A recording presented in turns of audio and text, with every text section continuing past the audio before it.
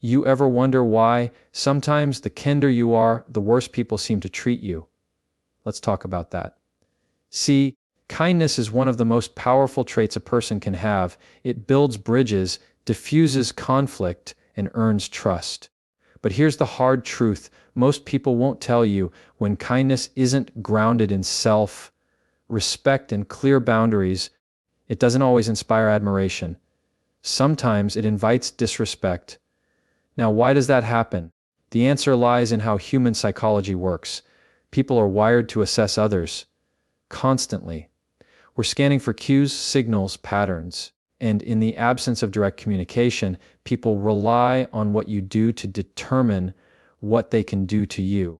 So when someone sees that you're always available, always agreeable, always forgiving without question or pushback, they don't always interpret that as compassion. They start interpreting it as a lack of strength, and that's where things shift.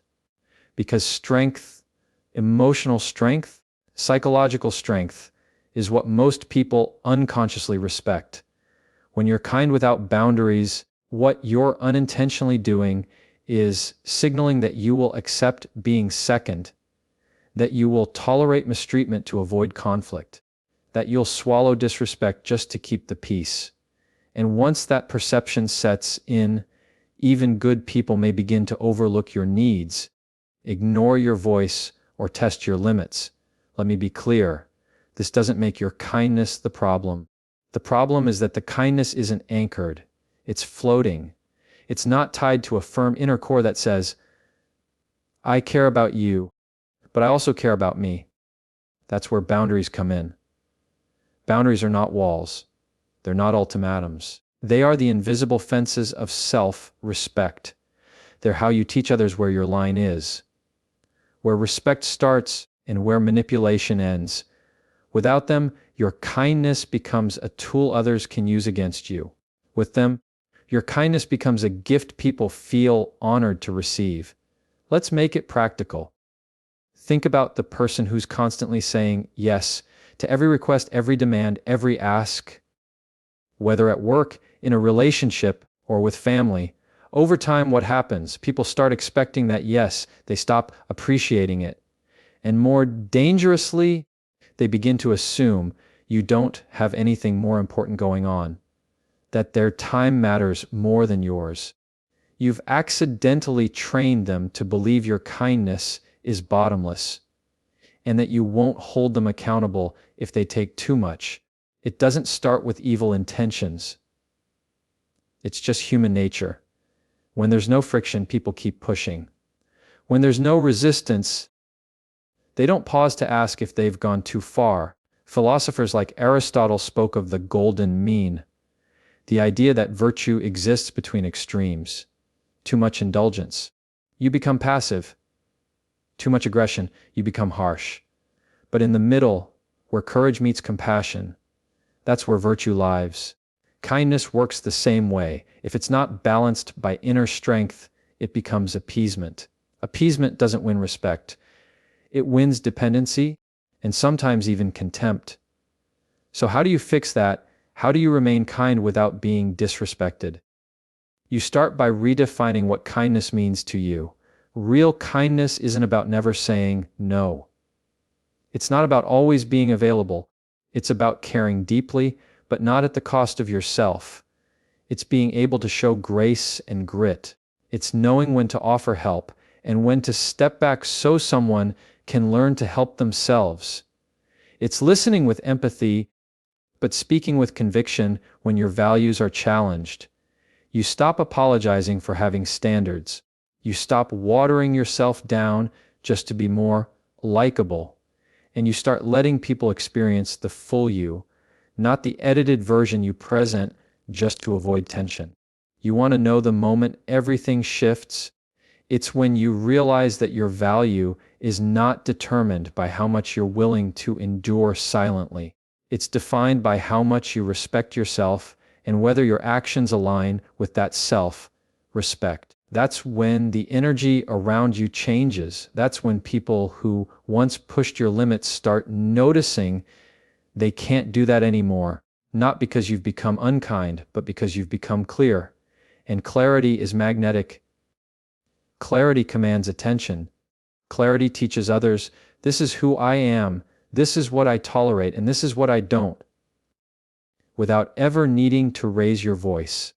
Some of the kindest, strongest people in history, leaders, healers, thinkers, they weren't kind because they feared conflict. They were kind in spite of conflict. They knew how to extend generosity without giving up their backbone. They knew that real influence doesn't come from pleasing people. It comes from knowing who you are and being unshakable in that identity. So the next time someone tells you, you're too nice, don't just take that as a compliment. Ask yourself, am I being nice at my own expense? Is my kindness coming from strength or from fear? Because if it's coming from fear, from the desire to be liked, from the hope that people won't reject you, then that's not kindness. That's self-abandonment in disguise, and eventually people start to notice. Not consciously, not maliciously, but they do. And the respect starts to fade. But when your kindness is rooted in strength, when it comes with boundaries, clarity, and unwavering self-respect, then it becomes undeniable. Then people don't just like you, they respect you. And when people respect you, they treat you differently. They think twice before crossing a line. They show up with more care, more attention, more integrity. Because they know you value yourself, and people can only meet you at the level you've met yourself. So don't stop being kind. Just stop letting your kindness come at the cost of your dignity. Let your kindness be a strength, not a signal that you'll tolerate anything. Let it be a standard, not a sacrifice. Let it be rooted, not reactive. There's this common belief floating around that if you're just nice enough, if you go out of your way for people, show up for them, never say no, they'll value you more. That being endlessly agreeable will somehow earn you love, loyalty, and respect. But I've got to be real with you, it usually doesn't work that way. In fact, more often than not, it backfires, because people-pleasing, though it may wear the costume of kindness, isn't actually rooted in strength. It's rooted in fear, and fear never commands respect. Fear seeks permission. Fear performs. It adapts. It compromises core needs in exchange for temporary approval. And over time, people start to sense that. You see, when you're constantly trying to please everyone, you're actually sending a subtle but powerful message. My value is based on your reaction to me. My peace depends on whether or not you approve of me. My boundaries are flexible if it means I get to avoid tension. That kind of energy doesn't inspire trust. It doesn't create healthy dynamics. What it does is make people feel like they can take from you without limit. It's not that people consciously want to disrespect you.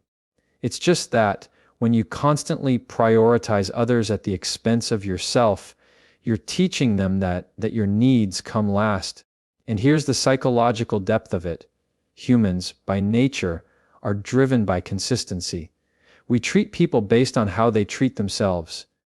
So if you treat your own time, voice, or energy as disposable, guess what? So will everyone else.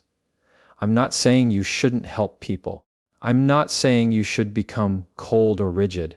What I'm saying is that there's a major difference between kindness and self-erasure. When every decision you make is filtered through the question, will they still like me if I do this? You're not being generous.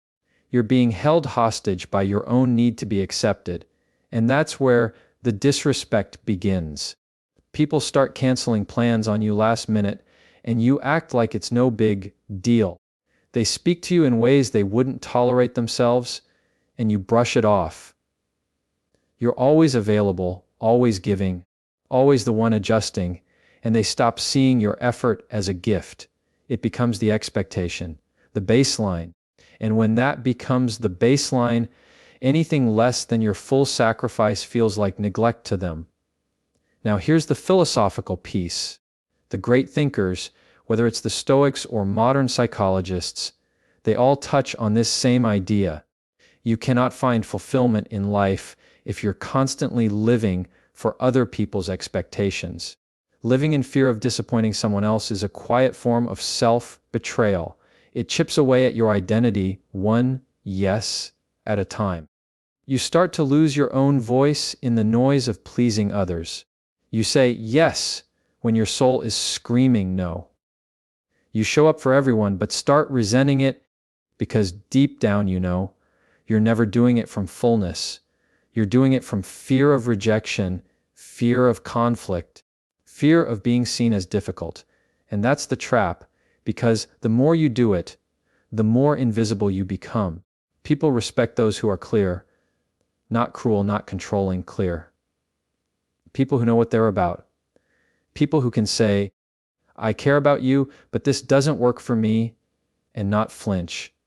That level of self-possession, that calm inner boundary, it's magnetic. It's not loud. It's not defensive. It just is. And people instinctively lean in to respect it, even if they don't always like it.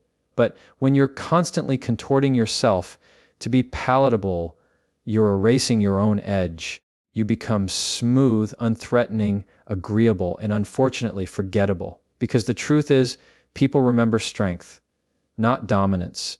Authentic strength, the kind that says, I'm willing to be misunderstood rather than misrepresent myself. Let's break this down with a real-world example. Think of a friend who's always there for everyone, always dropping what they're doing to help, but they never speak up when someone crosses the line. They never push back when they're disrespected. Over time, what happens? People start assuming they'll always be there, and the friend who's constantly giving starts feeling invisible, drained, resentful, not because people are inherently cruel, but because there were no boundaries to guide the relationship. And without boundaries, kindness becomes currency people feel entitled to. Now imagine that same friend starts shifting, still kind, still generous, but now they pause before saying yes. Now they voice when something doesn't feel right. Now they stop over-explaining their decisions. At first, there's pushback because people don't like losing easy access. But then something happens. The energy shifts. Respect enters the room. You can feel that shift in your own life too. But it starts with breaking the people-pleasing habit. And that's not easy, because people-pleasing often begins in childhood. It's a survival mechanism. You learn that love is conditional. That approval is earned through performance. That keeping others happy is the path to feeling safe. But what kept you safe then is now keeping you small. You've got to unlearn it. You've got to stop equating conflict with failure. You've got to stop apologizing for having needs. You've got to recognize that the people who truly matter, who are truly worth keeping, won't leave when you set boundaries. If they do, they were only connected to your compliance, not your character. The greatest act of self-respect is to show up as you are, not as who you think people want you to be. Because here's the bottom line: respect and approval don't always live in the same house. If your goal is to be respected, sometimes people won't approve of you. They might be disappointed. They might disagree, but they'll know where you stand. They'll know who they're dealing with. And over time, that clarity earns more loyalty than any amount of people pleasing ever could. So if you've been bending, performing, shrinking, just to stay in someone's good graces, maybe it's time to ask at what cost. Because the moment you stop pleasing people and start honoring yourself, the disrespect stops too. Not because the world suddenly changes, but because you do.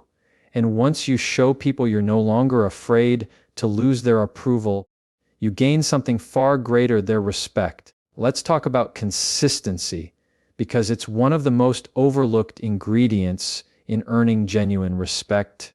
We live in a culture that often equates kindness with being liked. But here's the problem: being liked is not the same as being respected. In fact, many of the most liked people, The ones who bend over backwards to keep everyone happy are often the ones who get taken for granted the most. Why? Because they're kind without consistency. And without consistency, people don't know where your lines are or if they even exist. Now, I want you to sit with that for a second, because the truth is, people don't respect what's soft and shifting. They respect what's steady, what's reliable, what doesn't change based on mood pressure or who's watching. That's what consistency is about. And when your kindness is consistent with your values, your standards, and your self-respect, that's when it becomes powerful. Let me be clear, I'm not saying stop being kind. I'm saying start being congruent.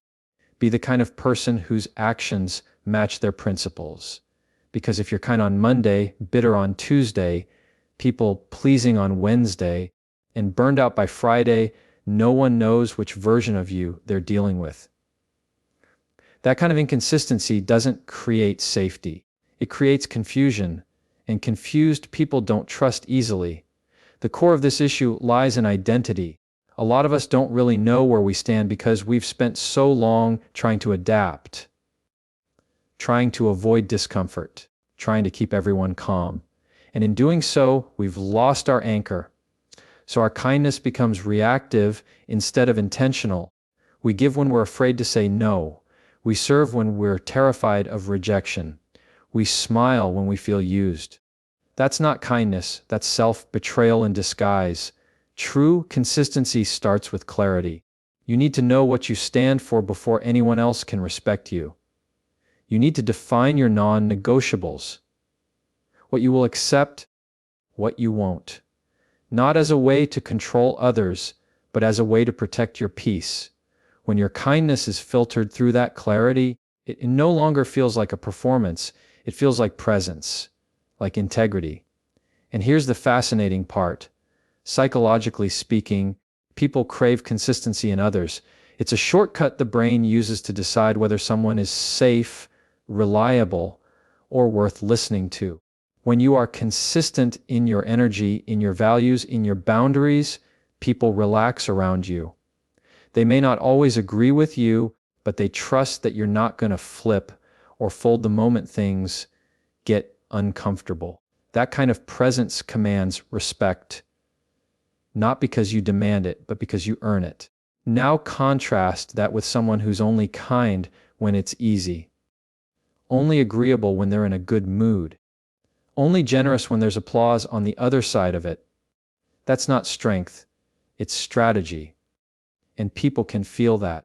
They may not call it out, but they sense the lack of integrity, and that lack of integrity erodes respect one moment at a time. This is especially important when you're dealing with people who are used to manipulating or pushing boundaries. If your kindness isn't backed by consistency, they'll test you, they'll push. And if they see you waver, say one thing but do another, they'll know they can keep doing it.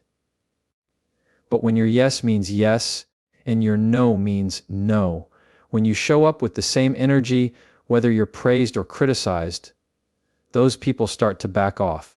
Not because they suddenly became better, but because you stopped being easy to manipulate. Let's take it a layer deeper. Philosophers like Immanuel Kant talked about acting from a place of duty, not for reward, not for approval, but because it aligns with your principles. That's what consistency really is. It's not about being rigid. It's about knowing that your internal compass doesn't shift just because the external environment gets loud. It's about doing what's right, even if no one claps for you. And that's what separates performative kindness from principled kindness. So let me ask you, are you kind because it's who you are? Or are you kind because it keeps the peace? If it's the second, you're setting yourself up to be overlooked, misunderstood, or even mistreated. Because the moment your kindness is tied to conditions, to outcomes, to approval, you become inconsistent, and inconsistency is the beginning of distrust. Think about leadership for a second. The best leaders in any space, whether it's parenting, politics, business, or relationships, They don't earn respect because they're the nicest. They earn it because people know what to expect from them. Their tone, their feedback, their decisions, these things don't fluctuate with every emotion or external shift. There's a groundedness to them, a steadiness. And it's that steadiness that people lean into. You can be kind and firm, compassionate and clear. It's not a contradiction, it's the balance. And here's the beautiful part: when you build that kind of internal consistency, your kindness becomes more impactful, not less. People begin to trust it. They begin to feel safe around it. They know that when you show up, it's real. It's not performative. It's not transactional. It's rooted. And rooted things don't get uprooted easily. You stop over-explaining. You stop over-giving. You stop apologizing for having standards. You begin to walk differently. Not louder, not harsher, just firmer. And when that shift happens, people notice. Not because you became someone else, but because you finally stopped abandoning yourself to be liked.